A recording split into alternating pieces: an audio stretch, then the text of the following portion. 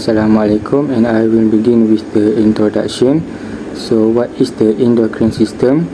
It is a system of glands that produces hormone, and a hormone is a chemical signal that is secreted into the bloodstream, and its function is to regulate growth, reproduction, and metabolism by reaching target cell throughout the body. So for the overview, we first take a look at the relationships between the endocrine systems and the nervous systems. So the endocrine system works closely with the nervous system to regulate body functions, and together these systems are involved in maintaining homeostasis, development, and reproduction.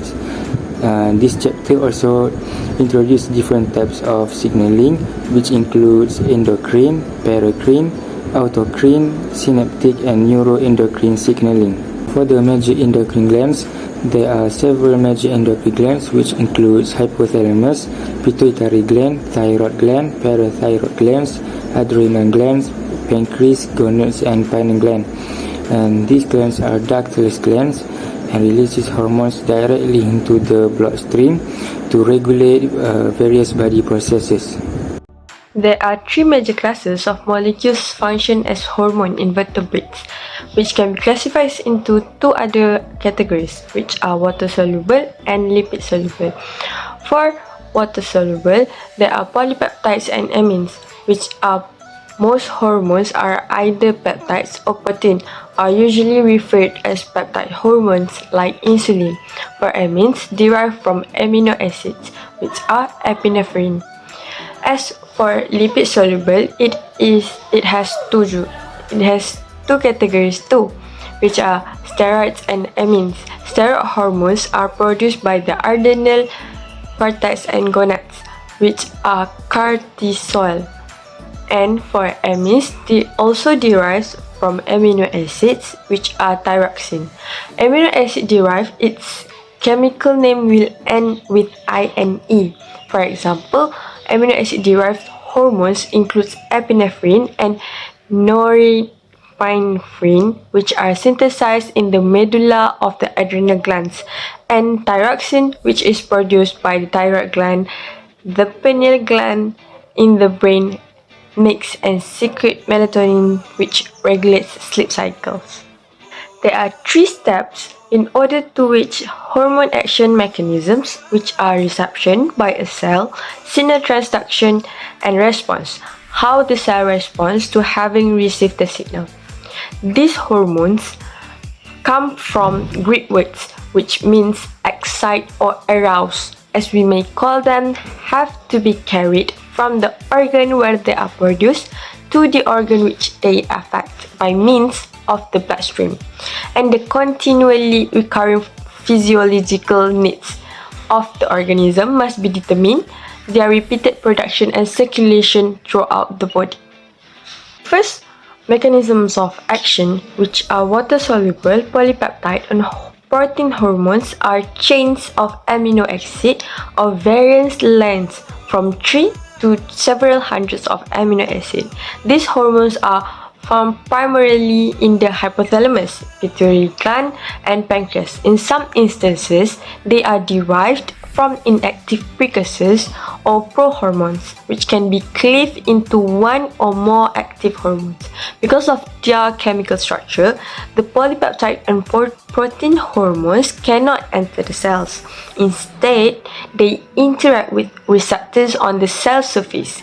The interaction initiates biochemical changes in either the cell's membrane or interior, eventually modifying the cell's activity or function. Next mechanism of action, which is lipid-soluble, steroids, which are produced by the gonads and part of the adrenal glands, which is the adrenal cortex, have a molecular structure similar to of that cholesterol. The molecules can enter their target cells and interact with receptors in the fluids that fills the cell, like cytoplasm, or in the cell nucleus.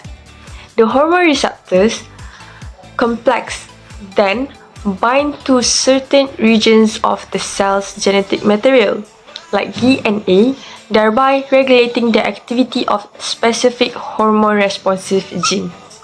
As for amino acid derivatives, are modified version of some building blocks of proteins.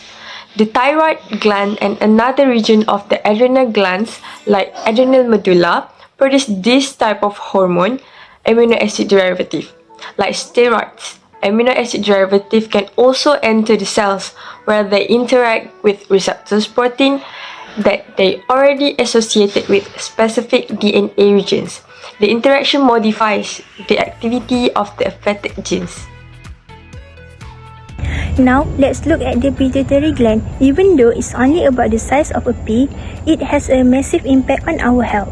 Firstly, we call it the master gland. This is because its primary job is to produce hormones that control and turn on other endocrine glands throughout the entire body. Secondly, it doesn't work in a vacuum. It works closely with the hypothalamus, the part of the brain right above it.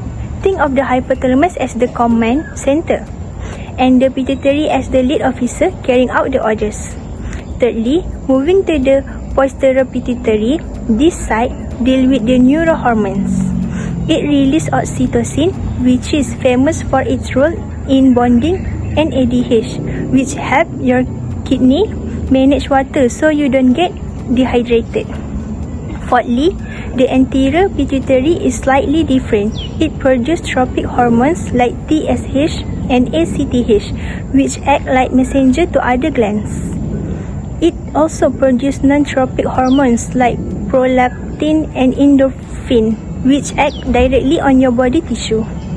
Lastly, it produces growth hormone. This is what helps children grow, but for all of us, it is essential for cell repair, metabolism, and maintaining healthy muscle and bones. Next, we move the thyroid gland. If the pituitary is the boss, the thyroid is the engine that determines how fast the body runs. Firstly, the thyroid is located on the ventral side of the trachea. It is easy to recognize because it has two lobes that looks like the wing of a butterfly. Secondly, the thyroid produces two main hormones, T3 and T4. A very important fact here is that this hormone require iodine. Without enough iodine in your diet, the thyroid simply cannot do its job. Thirdly, when things go wrong, we see specific disorder, which is hypothyroidism. Is when the gland is underactive, causing weight gain and tiredness. And if there an iodine deficiency, the gland may swell, creating what is known as a goiter. Lastly, to summarize its function, the thyroid is our internal thermostat.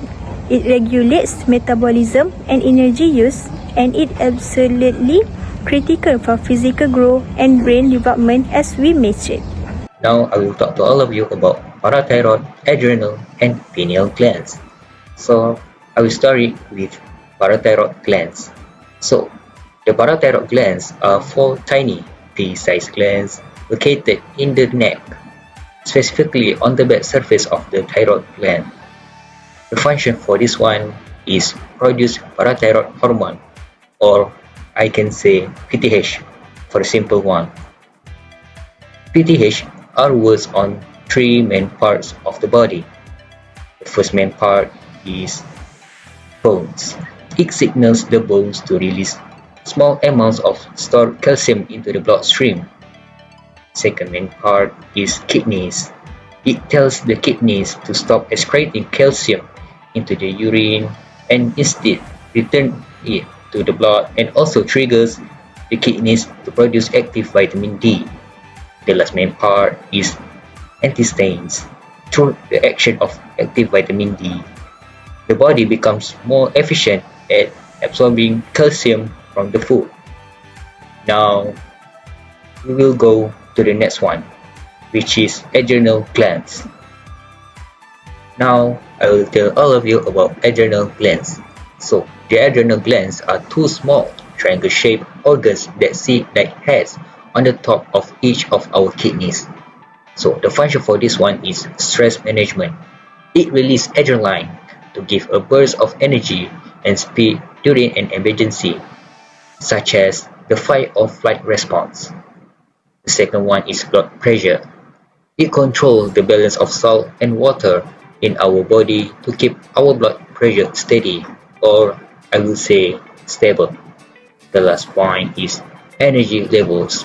It manages how our body uses fats, proteins, and sugars for fuel.